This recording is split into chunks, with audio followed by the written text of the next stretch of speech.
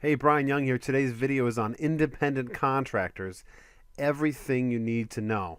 Now, I know that there's a lot of you out there that are planning on hiring people to work for your business, whether they're sourcing books or listing books or managing your book sales company, and you're curious to know how you structure things. Do you hire them as employees? Do you hire them as independent contractors? Well, this video series is going to talk about independent contractors. What is an independent contractor, and what are some pros and cons to having independent contractors work in partnership with your business, or the alternative, which is employees. Before we get underway, I just want to say, big disclaimer. Again, I'm not a tax professional. I'm not a CPA. I'm not a lawyer. You need to be consulting with professionals and getting legal and business advice from professionals. I'm just going to offer you my opinion here, but I want you to know that it's up to you, that you need to do the due diligence and do the research yourself, and also talk to some people who have some credentials that can help you out. Now, my advice is good, but it's not law. It's not perfect, and there's no guarantees that if you follow what I prescribe, your company is going to be legit from the government standpoint. And that's my main concern. I just want to make sure that you're set up properly, so that if the IRS comes through and does an audit, that you'll get 2 thumbs up and you won't have to worry about getting in trouble by the government, having to pay extra fees and back taxes, etc. But this is a really exciting topic, and I'm really looking forward to jumping in, because hiring people is really that next step that a business takes. They go out of the self-employment quadrant, as Robert Kiyosaki would say, and go into the B quadrant, which is the business quadrant. You're expanding, you're growing, you're scaling your business, and it's one of the first decisive steps towards setting up your own bust-proof business, which is a business that doesn't require direct involvement to make a profit. So the question a lot of people have is, I want to hire people. Do I hire them as employees, or do I hire them as independent contractors? And so this video series is going to focus specifically on independent contractors. If you want to learn more about employees, be sure to check out that video in this module. So what is an independent contractor? The definition of an independent contractor, according to Wikipedia, is a natural person, business, or corporation that provides goods or services to another entity under terms specified in a contract or within a verbal agreement. So that's what Wikipedia says, which is really helpful. But what's more important is what the IRS says. The IRS says independent contractors are people such as doctors, dentists, veterinarians, lawyers, accountants, contractors, subcontractors, public stenographers, or auctioneers who are an independent trade, business, or profession in which they offer their services to the general public, are generally independent contractors. However, these people are independent contractors or employees, or whether these people are independent contractor or employees depends on the facts in each case. And so what you're going to discover is it's not as cut and dry as you'd think. Now, there is some clear-cut guidelines you can look at to try to help you determine whether or not somebody should be considered an employee or an independent contractor, but it's really all going to boil down to a case-by-case basis.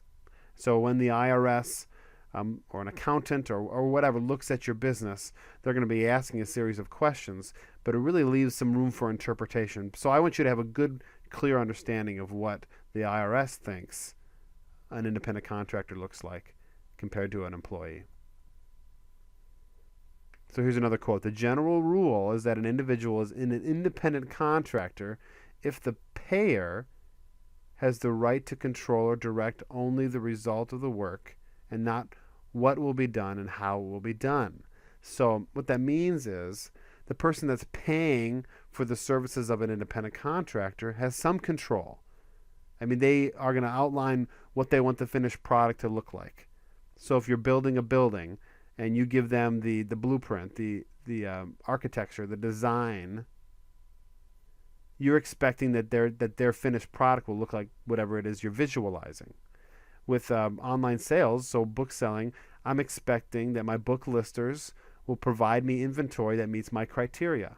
And so that's okay. But to be truly considered independent, the independent contractor has the freedom to determine when and how that will be done, ultimately. If I'm giving the person hours, if they have to be at certain places at certain time, by my direction, then that's going to violate these principles that make an independent contractor independent. So you are not an independent contractor if you perform services that can be controlled by an employer. What will be done and how it will be done. This applies even if you are given the freedom of action. What matters is that the employer has the legal right to control the details of how the services are performed. So when you employ somebody, when you are a manager and you have employees, you can not only tell them what you want the finished product to look like, but you can lay out the steps that they must take in order to get there. See, the difference between an independent contractor and an employee is that an independent contractor, you can hold them accountable to a certain standard for the finished product, but you can't dictate the steps into which they take to get there. So hopefully that makes sense. So in some environments, it would not make sense to try to make the people that work for your business independent contractors. It wouldn't be legally possible. If you have pre-described steps that you want them to take and things and tasks that you need them to do in order to achieve their goal, and you're going to lay most or a reasonable amount of those steps out, then you don't have an independent contractor, you have an employee. But if you can lay out some criteria of a finished product that you have in mind, and then you give the individual the freedom to figure out how to get there, then you could have an independent contractor relationships on your hands. So here's the common law rules. Again, I got all this information from the IRS. There's plenty of information. If you Google independent contractor and business, you'll get a ton of really good, helpful information from Forbes and from different credible business sources. But I really wanted to go to the IRS to know what they know, because I want to be able to be prepared if, in the off chance I get audited, I want to have all my cards in order. I want to have the house in order as far as the legality of my business. So these are the rules. These are facts that provide evidence of the degree of control and independence fall into these three categories. So we're going to look at three different things, and it's in these three categories that the IRS will determine whether or not you have independent contractors working for you or employees. So number one is behavior. Does the company control or have the right to control what the worker does and how the worker does his or her job? So if the answer is yes or no, it's going to influence whether or not the IRS believes you have an employee or an independent contractor. Common law rule number 2, financial. Are the business aspects of the worker's job controlled by the payer? These include things like how the worker is paid, whether expenses are reimbursed, who provides tools and supplies, etc. So what sort of a financial impact are you having on those that are working for your company? I mean, if you're buying all their supplies, if you are dictating every single financial decision along the way, if you're reimbursing them in a certain way, the government can look at that and say, you know what, this looks more like an employee than an independent contractor. And in a few minutes, we'll get into the pros and cons of each, because it's not so cut and dry. You may want to just hire employees. That might just fit your business model better. We choose to do independent contractors because I feel like the pros far outweigh the cons, and I feel like within our business model we're able to set it up in a way that they can legally be independent contractors in accordance with the rules that the IRS has put forward.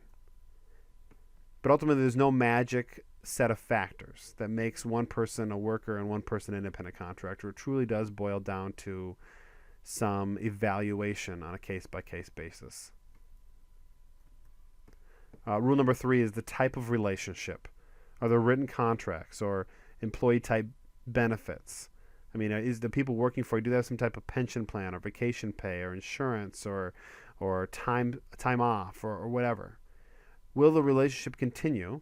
And is the work performed a key aspect of the business? So if you have somebody working for you and they provide like a key role for your business, and maybe they don't work for any other companies, and maybe it's a long-term relationship, the government might be like, you know what, they don't really look like an independent contractor.